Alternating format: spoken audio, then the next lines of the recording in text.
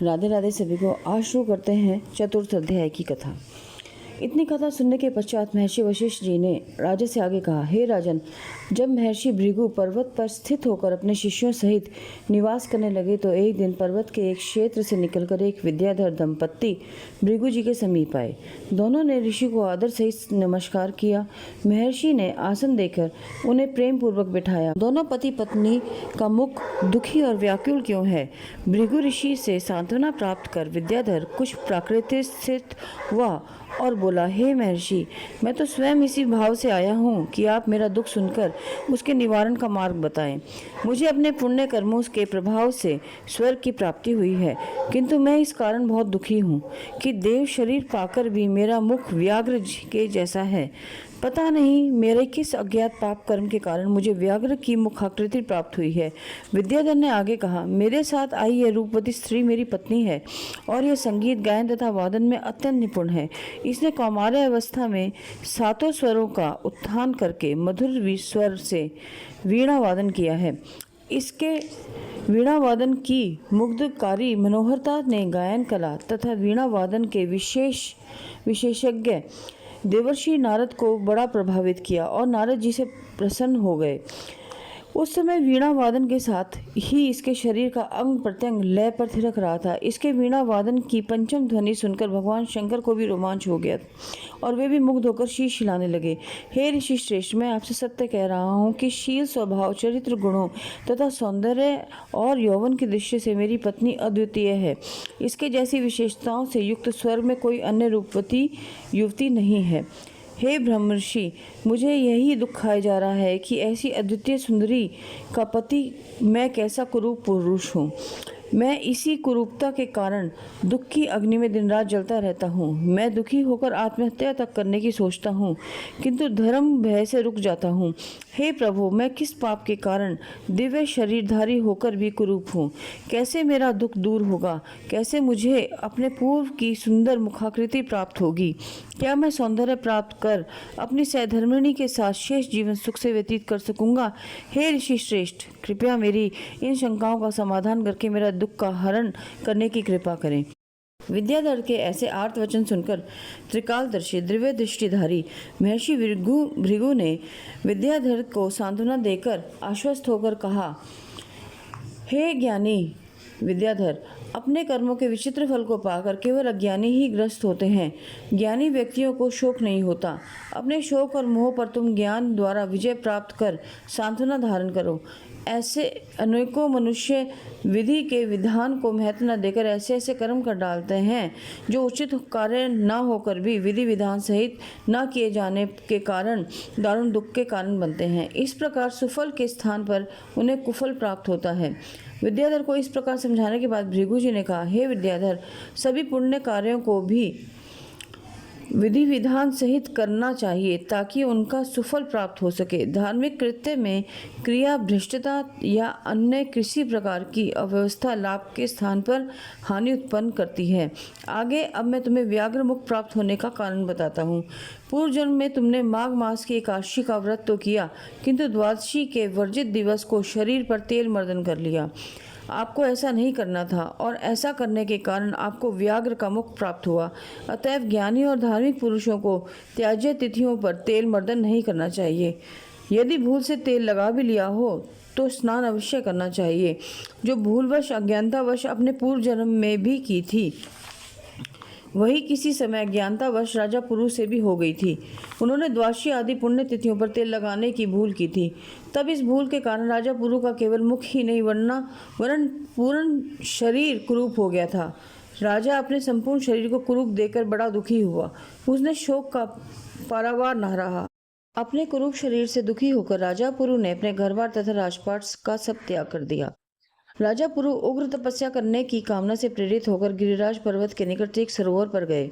वहां उन्होंने स्नान करके स्वयं को पवित्र किया और एक कुशासन पर विराजमान होकर एकाग्रचित्त होकर संपूर्ण इंद्रियों मन को वश में करके तपस्या में लीन हो गए।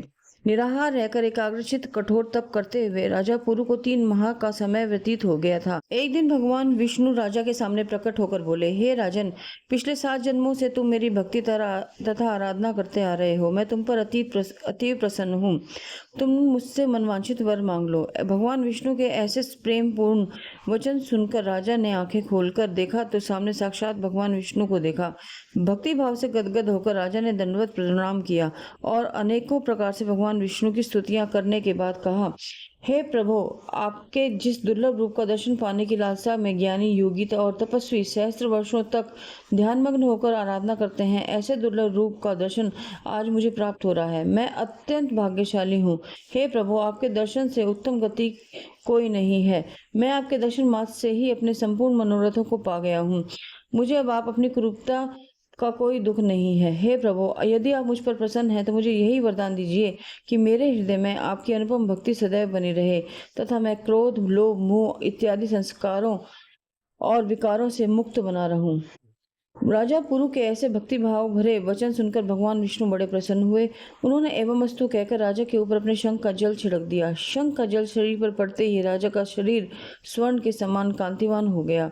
भगवान विष्णु की कृपा से धन्य होकर राजा अपने राज्य को लौट गया और भक्ति पूर्वक भगवान विष्णु की आराधना करते हुए निष्कंटक राज्य करने लगा। महर्षि भृगु ने यह कथा सुनाने के बाद कहा, हे विद्याधर, कर्मों की गति को जानकर आपको दुखी नहीं होना चाहिए। यदि अपनी कुरूपता का निवारण करना चाहते हो तो तत्काल मेरे कथा अनुसार अभी प्रारंभ होने वाले माघ मास में मणिकूट पर्वत पर स्थित नदी के तट पर जाओ और वहां भगवान विष्णु का ध्यान कर नदी में स्नान करो। तुम्हारे पूर्व जन्म के पाप नष्ट हो जाएंगे। मणिकूट नदी के पास सिद्ध पुरुषों का तथा देवताओं का निवास है। तुम भाग्यशाली हो। आज से ठीक 5 दिन पश्चात माघ मास प्रारंभ होने वाला है। अतएव श्रद्धा और भक्ति से युक्त होकर तुम माघ मास का स्नान करो। माघ स्नान की विधि इस प्रकार है। पौष शुक्ला एकादशी के दिन स्नान प्रारंभ करना चाहिए। भूमि पर शयन करें और 1 माह तक निराहार व्रत का पालन करते हुए तीनों कालों में स्नान करते रहना चाहिए। मन को एकाग्र करके पूर्ण इंद्रिय निग्रह करते हुए सभी प्रकार के भोगों को त्याग कर माघ शुक्ल एकादशी तक तीनों कालों में भगवान विष्णु का पूजन करना चाहिए।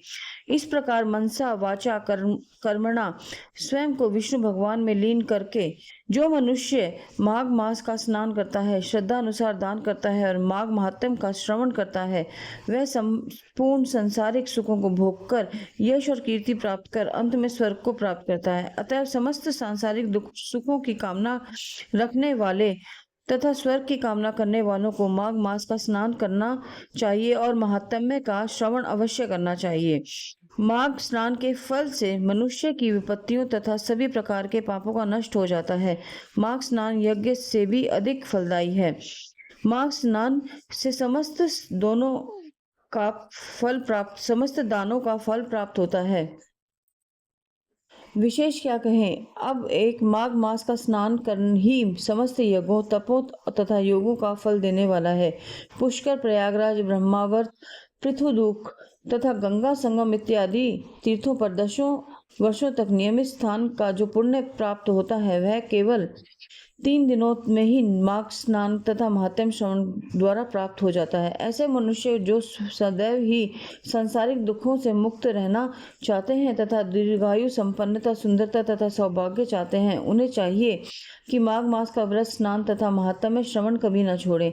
दरिद्रता, दुर्भाग्य तथा पाप इत्यादि को नष्ट करने के लिए माघ स्नान सर्वोत्तम है। हे राजन, श्रद्धा के अभाव में किए गए सभी पुण्य कार्य को अल्प फल देते हैं, किंतु माघ स्नान श्रद्धा सहित अथवा श्रद्धा रहित किसी भी रूप में किया जाए, यह संपूर्ण फलदान प्राप्त करता है। चाहे किसी भी भाव से माघ स्नान किया जाए, वह यह संपूर्ण फल प्रदान करता है। जिस प्रकार कृष्ण पक्ष में चंद्रमा क्षीण होता है, वैसे ही माघ स्नान करने वालों के पाप स्नान फल से क्षीण होने लगते हैं तथा पुण्य की वृद्धि होती है। जैसे सागर के गर्भ में नाना प्रकार के बहुमूल्य रत्न प्राप्त होते हैं, वैसे ही माघ स्नान करने वाले को नाना प्रकार के पुण्यों की प्राप्ति होती है। जैसे चिंतामणि नामक मणि समस्त चिंताएं दूर कर देती है, वैसे ही माघ स्नान मनुष्य की समस्त चिंताओं का नाश कर संपूर्ण कामनाओं को पूरा कर देता है। सतयुग तप प्रधान युग था, त्रेता ज्ञान प्रधान तथा द्वापर भक्ति प्रधान था। वैसे ही कली काल में भक्ति और माघ स्नान का महत्व है। यह स्नान चारों युगों में फल देने वाला है। सभी आश्रमों तथा चारों वर्णों के लिए माघ स्नान धर्म और सुख सौभाग्य का वर्षा करने वाला है। महर्षि भृगु के ये वचन सुनकर विद्याधर ने कहा, हे प्रभु, जो मनुष्य एक माह तक निराहार रह सकने में असमर्थ हो तथा फलाहार भी उसके लिए संभव ना हो, वह किसी प्रकार माघ मास का व्रत का पालन कर सकता है। या जिसके पास अर्थाभाव, दुर्बलता तथा अन्य किसी कारण के तीर्थों में जाने की शक्ति ना हो, तो ऐसे में माघ स्नान कैसे करें और उसका फल को कैसे प्राप्त करें? हे प्रभु, इन शंकाओं का विस्तार पूर्वक समाधान करने की कृपा करें। महर्षि भृगु ने उत्तर दिया, हे विद्याधर, अपने परोपकार के वशीभूत होकर बड़ा ही उत्तम प्रश्न किया है। ध्यान से सुनिए। मैं अब दुर्बलता, निर्धनता और रोग आदि से पीड़ित मनुष्यों के लिए माघ मास के पालन की विधि बताता हूँ। जो मनुष्य निराहार नहीं रह सकते, वह केवल फलाहार का प्रबंध भी नहीं कर सकते, वे केवल एक समय सात्विक आहार का व्रत पालन करें। यदि यह भी संभव ना हो तो केवल 2 बार सात्विक आहार करें तथा दूध पीकर भी माघ मास का स्नान करें। निर्धन व्यक्ति को जब भी भोजन प्राप्त हो वह भोजन कर सकता है, लेकिन बासी, सड़ा हुआ, झूठा, अशुद्ध तथा कृमियों से युक्त भोजन नहीं करना। इसी प्रकार कामोद्दीपन तथा अजीर्ण उत्पन्न करने वाले भोजन को भी नहीं करना। व्रती मनुष्य को सदा सादा, सुपाच्य, सात्विक एवं शुद्ध भोजन करना ही चाहिए। जो मनुष्य किसी कारणवश माघ स्नान के लिए तीर्थों में नहीं जा सकते, सूर्योदय से पूर्व शैया त्याग कर दें और नित्य क्रम से निवृत्त होकर भगवान का भजन करते हुए नगर के बाहर किसी सरिता, सरोवर, झरना, कूप अथवा तालाब पर जाकर स्नान करें। रोगवश या अन्य किसी कारण से जो मनुष्य ऐसा करने में असमर्थ है, वे घर पर ही गर्म जल से स्नान कर सकते हैं। इसके साथ ही प्रत्येक माघ स्नानी का कर्तव्य है कि वे परस्त्री गमन, मांस, मदिरा भक्षण, चोरी, चुगली, झूठ, पर निंदा, हिंसा इत्यादि पापों से दूर रहे। माघ मास में दान अथवा अवश्य करना चाहिए। साथ ही भगवत भक्ति तथा कीर्तन आदि में लीन रहना चाहिए। ऐसे भक्त माघ स्नानार्थी संपूर्ण सुखों को प्राप्त करते हैं। किंतु पातकी जो तीर्थों में जाकर व्यभिचार, ठगी, निंदा, चोरी, लूट तथा हिंसा में लिप्त रहते हैं, अनेकों कष्टों को भोगकर नरक की असहन यात्राएं भोगते हैं। महर्षि भृगु कहते हैं, हे विद्याधर, तीर्थों में जाकर छोटे से छोटे पाप से भी बचना चाहिए। स्थानों पर किए गए पाप भयानक, दुखदायी और विनाशकारी होते हैं। महर्षि भृगु से इतना ज्ञान प्राप्त कर और प्रेरणा पाकर विद्याधर अत्यंत प्रसन्न हुआ और अपनी पत्नी सहित भृगु जी के पास ही ठहर गया। ऋषि के आश्रम पर पर्वत के झरने के पास उसने भृगु जी की द्वारा बताई गई विधि से माघ स्नान और महान भगवान विष्णु की पूजा की और श्रद्धा अनुसार दान किया। माघ स्नान और माघ महात्म्य में श्रवण से विद्याधर पुनः देवताओं के समान दिव्य, रूपवान और कांतिवान हो गया। पूर्ण प्रसन्न और संतुष्ट विद्याधर अब तो मणि पर्वत पर सपत्नीक निवास करने लगा। कुछ समय बाद देवराज इंद्र ने पृथ्वी पर तीव्र वर्षा की। चारों ओर नदी, तालाब, कूप, खेत सब पानी से भर गए और अकाल समाप्त हो गया। स्थिति परिवर्तन देख महर्षि भृगु जी मणिकूट पर्वत से उतरकर विंध्याचल पर्वत पर पुनः लौट आए। माघ स्नान की महिमा तो अपार ही है और जो व्यक्ति माघ महात्म और का श्रद्धा पूर्वक नित्य प्रति श्रवण करते हैं, उन्हें पृथ्वी पर सभी सुख तथा पुण्य फल प्राप्त होते हैं और संपूर्ण मनोरथों की सिद्धि होती है। स्वतः ही ऐसे भक्तों के हृदय में भक्ति का संचार होता है, उनकी प्रभु चरणों में प्रीति बढ़ती है और ऐसे व्यक्ति सभी सुख भोगकर मरणोपरांत स्वर्ग को प्राप्त होते हैं।